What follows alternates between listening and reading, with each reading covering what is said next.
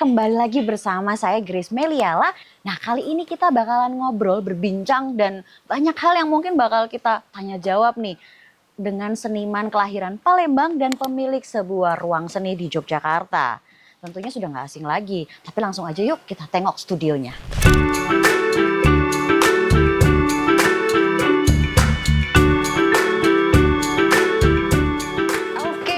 Sahabat Latar, kita sudah sampai di studionya Deddy Sufriyadi. Halo, Halo pagi Kak. Mbak. Selamat pagi Mbak Grace. Wah, baru progres ini. Biasa setiap hari, rutinitas pagi sampai sore berkarya, bikin karya terus setiap hari. Ada jam pastinya? Punya pengaturan waktu atau kayak mood aja gitu masih? Kebetulan ini seniman PNS, jadi ada jam kerja. Jam kerja ya Kak? Jam 8 sampai jam 4, kadang sampai sore. Sebutuh waktunya. Tapi setiap pagi kerja. Oke, Setiap berarti pagi. juga kan waktunya seimbang banget tuh antara akhirnya berkarya atau bekerja Sorry sebagai lagi kotor ya, nggak apa-apa ya. Gak apa-apa sebagai profesi ataupun juga beristirahat gitu ya Kak Deddy ya. Kalau untuk Kak Deddy sendiri kan tadi saya sempat nih ngomong sama Sobat Latar kalau aku bakalan ngobrol sama seniman kelahiran Palembang. Iya. Itu benar kelahiran Palembang? Pertanyaannya. Kebetulan. Kebetulan lahir di Palembang, tapi besar di Jogja. Jadi dari lahir sampai SMA di Seni Rupa itu di Palembang, 95 meneruskan ke Jogja, di ISI Yogyakarta. Di ISI Yogyakarta. Ya. Waktu itu namanya masih ISI ya? Masih ISI. Udah Tapi ISI. saya di SMSR Palembang. Ah. Karena dulu di sana tuh nggak ada universitas seni, ya mau nggak mau kita harus ke, waktu itu pilihan cuma dua, kalau nggak ke Bandung, ke Jogja. Boleh nggak saya dikasih tahu cerita termasuk Sobat Latar, apa yang membuat Kak Deddy ini tergerak hatinya ke wilayah kesenian? Atau apa sih pertemuan apa yang membuat Kak Deddy memilih Sebenarnya kalau berkarya dilihat seni? dari background keluarga, kita nggak ada keluarga ini. Keluarga Seniman. keseniannya? Nggak ada, Oke. sama sekali nggak ada. Kalau bapak ya di engineering, ibu-ibu rumah tangga. Tapi kebetulan waktu kecil ya memang biasa itu klise deh. Jadi kalau Ya. seniman itu lahir biasanya mulai dari hobi, kemudian Ya. keterusan. Mhm. Nah kebetulan waktu SMP ya memang sudah aktif melukis, menggambar. Kita dapat guru yang bagus juga ya. Guru yang bagus, kemudian direkomendasikan untuk masuk sekolah menengah seni rupa. Oke. Jadi ya keterusan sampai sekarang. Berarti itu guru yang cukup luar biasa karena akhirnya membantu Betul. membuka peluang-peluang ke depannya ya. Dan mengarahkan anak-anak yang punya potensi lebih baik ya ke sekolah sini seperti ini. Mereka ngasih wawasan bahwa dengan sekolah di seni rupa nanti karirnya bisa berkembang. Ya, akhirnya saya sendiri masuk ke seni rupa tahun 91. 4 tahun di seni rupa Palembang. Ya. Kemudian 95 baru melanjutkan ke ISI. Sampai sekarang jadi pelukis.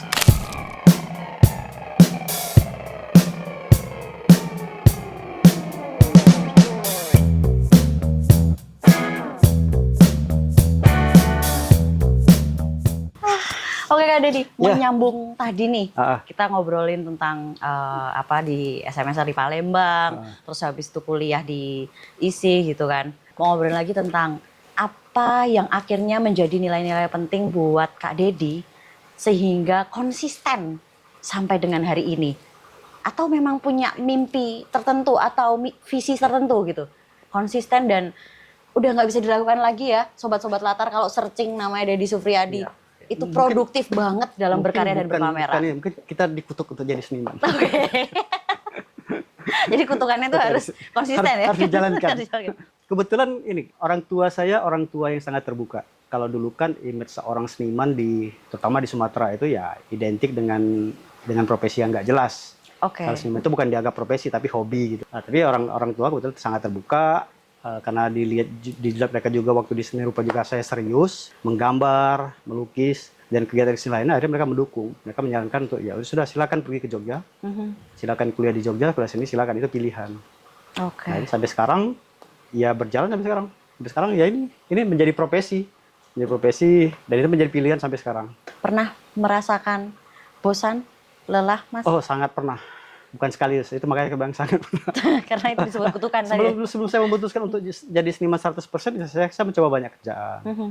Hampir 10 tahun jadi desainer freelance, desain grafis. Oke. Tapi akhirnya memutuskan, ya sudahlah ini pilihan saya dan saya harus konsisten. Jadi semua pekerjaan, semua usaha yang pernah saya lakukan, saya stop. Jadi total sekarang memang 100% kerjaannya melukis dari pagi sampai sore. Itu terus. Lukis berpameran, berjualan lukisan. Ya, oke. Nah sebelum kita bakal ngobrol lebih jauh yang soal berjualan lukisan nih ya.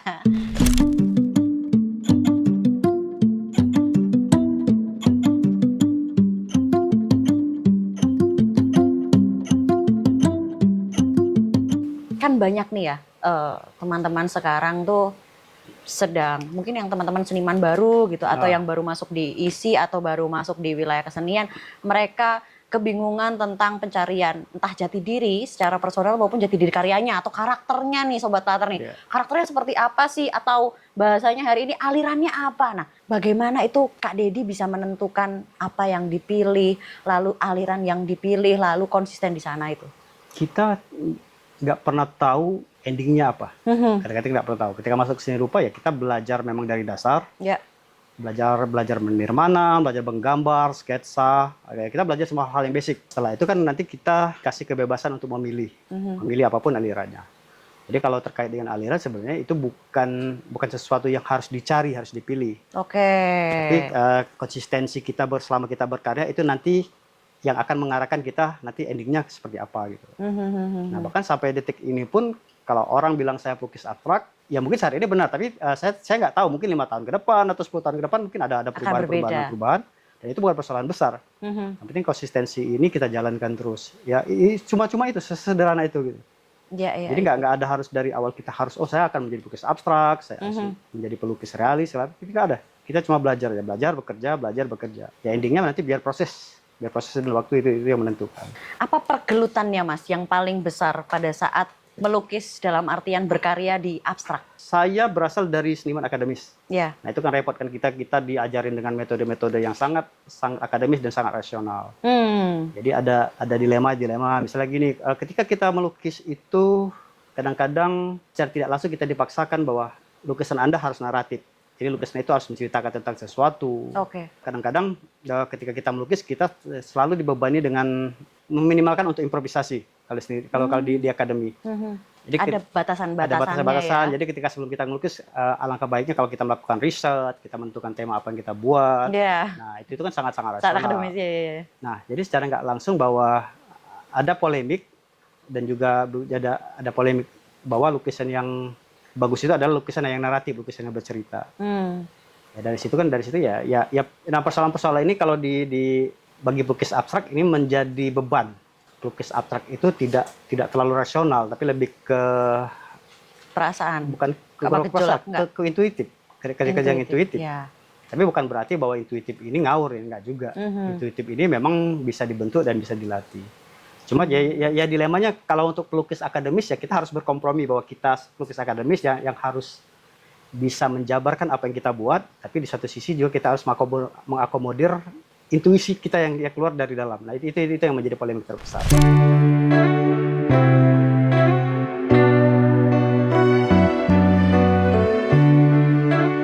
Kalau misalnya nih saya maupun Sobat Latar searching gitu kan memang tanpa sadar yang bermunculan adalah karya-karya Mas Dedi yang bukan hanya abstrak ya Kak, tapi juga banyak ngomongin ada teks atau misalnya material buku, atau dulu tuh ada video 10 tahun yang lalu itu ternyata banyak yang mendapatkan trigger atau referensi dari buku.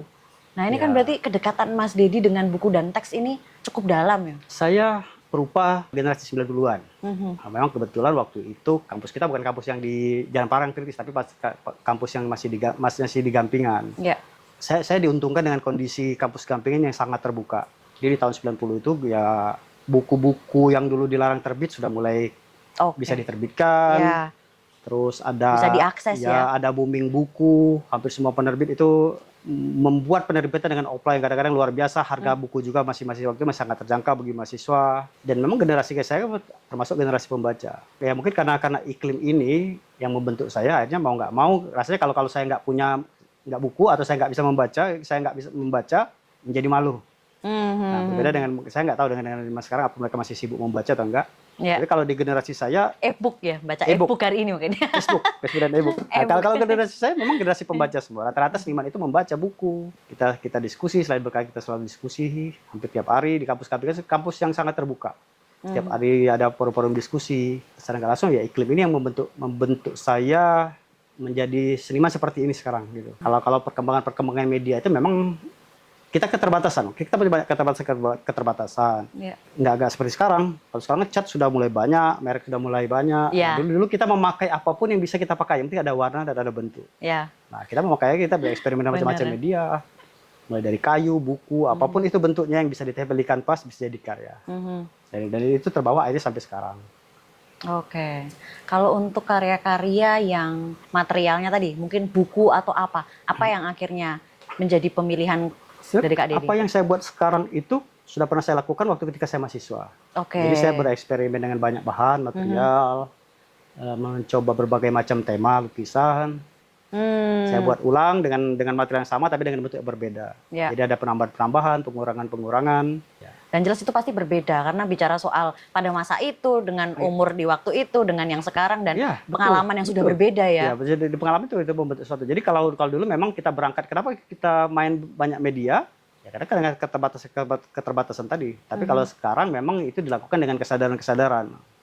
Oh ternyata apa yang saya lakukan 20 tahun yang lalu itu bisa saya bawa menjadi karya-karya sekarang. Kenapa tidak gitu loh. Dengan kemasan-kemasan yang lebih menarik dengan tema-tema baru. Mungkin kalau dulu pemilihan material sembarangan lah. Kalau dalam kita sembarangan, kita nggak tahu itu ketahanan segala macam. Nah sekarang mungkin dengan pertimbangan-pertimbangan lain, material itu dibawa sekarang dan menjadi karya-karya yang terbaru sekarang.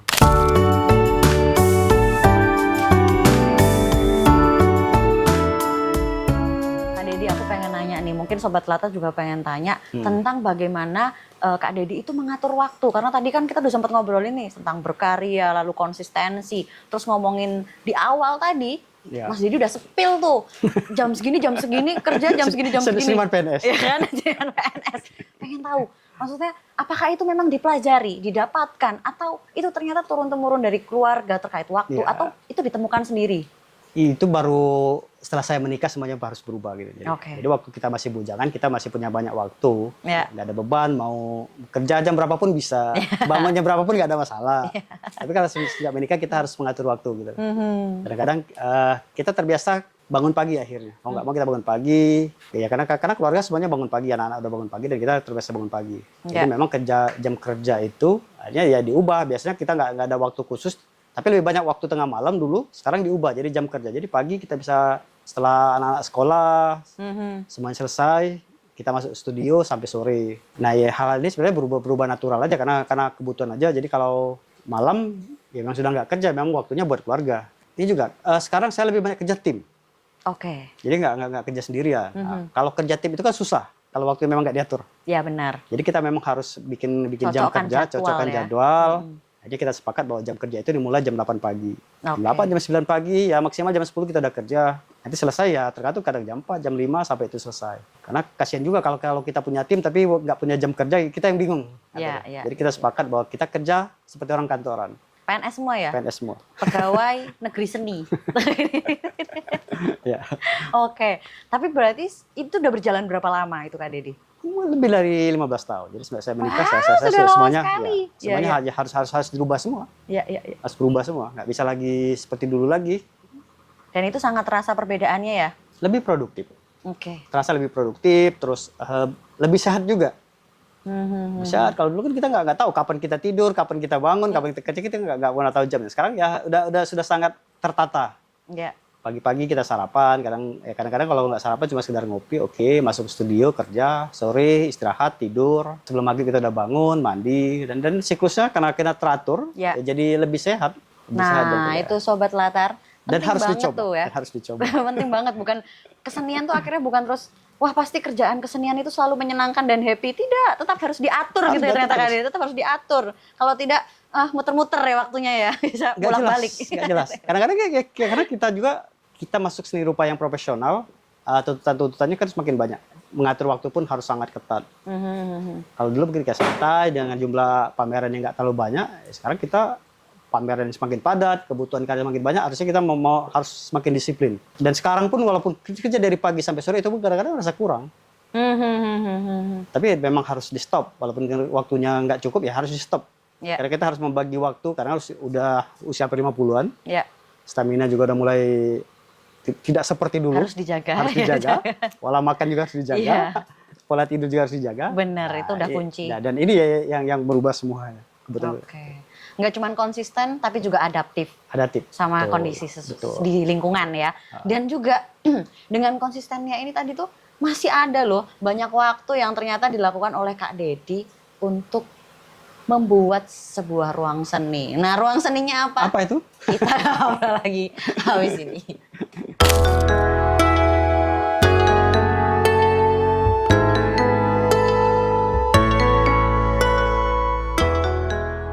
Nah, sekarang Sobat Latar kita mau ke ruang seni yang dibangun oleh cinta kasih dari Kak Dedi nih. Ayo silakan ditebak, nanti dapat lukisan. Namanya apa? Namanya Daerahnya apa? di mana? Daerah di mana? Dan jaraknya tidak begitu jauh dari Enggak, studio ya. Jadi kita tinggal berjalan kaki saja menuju ke ruang seninya Dedi Supriyadi. Namanya apa? Nalarupa. Nalarupa. Kenapa itu, Kak Dedi? Namanya bisa Nalarupa. Nalarupa itu diambil dari dua suku kata. Jadi nalar, Mhm. nalar dan rupa. Jadi menalar rupa. Oke, menalarkan Menalarkan rupa. rupa. Kalau bahasa kerennya mungkin mengapresiasi visual. Oke. Inilah nalarupa. Dan ini juga bukan hanya ruang seni secara pribadi, tapi juga terbuka untuk publik juga ya? Dari tahun 2014 dan terakhir pameran itu sebelum pandemi ya 2020 kita pameran. Sekarang lagi vakum, lagi ada beberapa renovasi. Oke. Tapi akhir tahun kita buka lagi. Oke. Kita buka pameran lagi buat teman-teman. Ya silakan kalau buat teman-teman yang tertarik buat pameran ya silakan. Ini berarti sudah dibangun sejak tahun 2014 selesai dibangun 2012, April 2014 kita selesai bangun. Awalnya itu memang nggak ada niatan untuk membangun ruang seni atau art space lah apapun bahasanya. Tapi ini lebih jadi ke ruang untuk memasang karya-karya yang sudah selesai di studio. ya. Kita pasang di sini karya-karya saya. Berarti kalau dari 2014 ini udah tahun ke-10. Tahun ke-10. Wah. Tahun ke-10. Jadi nggak sebenarnya ini cita-cita setiap seniman ya untuk punya ruang pajang sendiri. Gitu. Setiap tahun dulu kita bikin program untuk seniman muda, seniman progresif untuk berpameran di sini. Tapi kebanyakan pameran tunggal. Oke. Jadi mengakomodir pameran tunggal. Ya, jadi kita harus diatur waktunya. Kita berbagi 6 bulan untuk karya-karya saya, 6 bulan untuk pameran-pameran teman-teman yang lain. Ini sembari karena kita udah masuk di ruangan depan ini. Ini ada karya-karya dari karya Kak Dedi. Ini karya-karya terbaru saya, karya-karya 2 tahun terakhir, 2-3 tahun terakhir ya. Nah, ini cukup menarik nih bicara soal materialnya yang cukup bombastis ini. Boleh diceritakan sedikit nggak mungkin Kak Dedi yang ini atau yang ini boleh? Ada beberapa karya yang dari periode-periode awal media campuran ini rusak. Oke. Karena pindah kita juga nggak tahu ini karya itu harus diapakan setelah jadi. Ya akhirnya saya stop. Kemudian ya 2 tahun 3 tahun terakhir saya mulai lagi dengan ini. Yaitu dilema mahasiswa ya. Dilema karena nggak punya ruang simpan. Nah sekarang dibuat lagi. Oke. Dibuat lagi dengan versi terbaru, dengan tema-tema baru, dan ada penambahan-penambahan material. Itu dicoba diulang lagi lah, memori-memori lama kita ulang lagi. Oke. Boleh diceritakan Mas, apa yang menjadi dasar dari pemilihan materialnya? Mungkin yang ada di sini aja, mungkin Sobat Latar kayak, apa sih itu Kak Dedi gitu Mas? Kalau karya-karya gini kan, material-material yang saya temukan tiap hari gitu. Kadang-kadang di tempat kerja ada apa sih, material apa yang kira-kira bisa dipakai untuk jadi bahan yang bisa ditempel di kanvas, jadi saya pakai. Ya, kayak gini ada jerami, ada kawat. Itu kan karena di studio ada kawat yang nggak bisa dipakai, saya coba tempel. Mungkin untuk sekarang karya ini nggak terlalu populer. Ya. Tapi di generasi saya 90-an karya ini dulu sangat hit ya. Oke. Kalau bahasa gaul sekarang Ya, rata-rata karya-karya di tahun 90 seperti ini, warna-warnanya ya warna-warna kusam, tanah dengan material-material yang berat. Jadi kemudian karena zaman berubah, material juga berubah, sekarang karyanya lebih cenderung colorful, bersih, steril. Ya. Nah sekarang ya kebetulan kayak ya saya sekarang masih punya ruang untuk menyimpan karya-karya seperti ini, ya saya buat lagi. Oke, nah itu Sobat Latar ada 2 kunci yang sangat keren nih dari obrolan kita dengan Kak Dedi. Yang pertama akhirnya bicara soal berkarya itu tidak ada batasan materialnya ya Kak Dedi ya. Betul. Kamu apapun memang bisa, sudah niat, apapun bisa. Apa yang kamu lihat bisa dijadikan. Asal mau coba tadi ya Kak Dedi ya. Kita nggak harus memulai karya itu dari hal-hal yang ideal. Jadi dari hal-hal yang biasa aja dulu ya, hal yang remeh-temeh, kita punya material apa, kita bisa apa, itu aja dilakukan dulu. Iya, iya, iya. Iya. Kadang kalau kita berekspektasi terlalu tinggi, kadang-kadang nggak jadi juga. Benar. Nah, Malah nggak kejadian, malah Ya, baru lebih dikit ya. lebih nyaman itu berkarya itu apa yang paling dekat dengan kita, apa yang kita bisa lakukan, ya lakukanlah dengan maksimal. Nanti apapun bentuk karyanya nggak jadi persoalan. Dan Sobat Latar, kunci yang kedua adalah ya sudah dibuat dulu. Kalau memang ternyata di momen selanjutnya konsistensi tadi terjadi kan membuahkan hasil, itu kan fungsi dibuat lagi gitu ya kan kan proses ya? itu kan di dalam proses berkarya kan nanti ada proses tawar menawar. Kadang-kadang apa yang kita pikirkan yang terlalu ideal ternyata di lapangan ya tidak bisa Belum dilakukan, tentu. ya nggak jadi masalah juga. Ya. Jadi akan lebih mudah kalau kita itu memulai dari hal-hal yang sederhana. Mhm. Kemudian itu menjadi luar biasa, yaitu bonus. Berarti kita kerjakan dengan maksimal. Daripada kita berpikir yang besar, tapi kita tidak bisa melakukan dan tidak bisa mengerjakan itu, Ya. jadi nggak jadi apa-apa. Ya. Jadi apapun yang kita temuin, apapun material yang kita punya, ya itu bisa dipakai untuk jadi bahan melukis. Ya itu sering terjadi Mas di pikiran saya. Kalau pengen sesuatu yang besar itu jadinya nggak jadi juga. nanti ya kan. Nanti. Tapi nanti nggak jadi. Tapi kalau kita kerjakan dari yang kecil-kecil tadi malah kejadian. Betul, Iya, betul. iya, iya. Oke, Kak Dede kita jalan lagi. Ke atas ya, ayo kita ke atas. Kita lihat yang lain.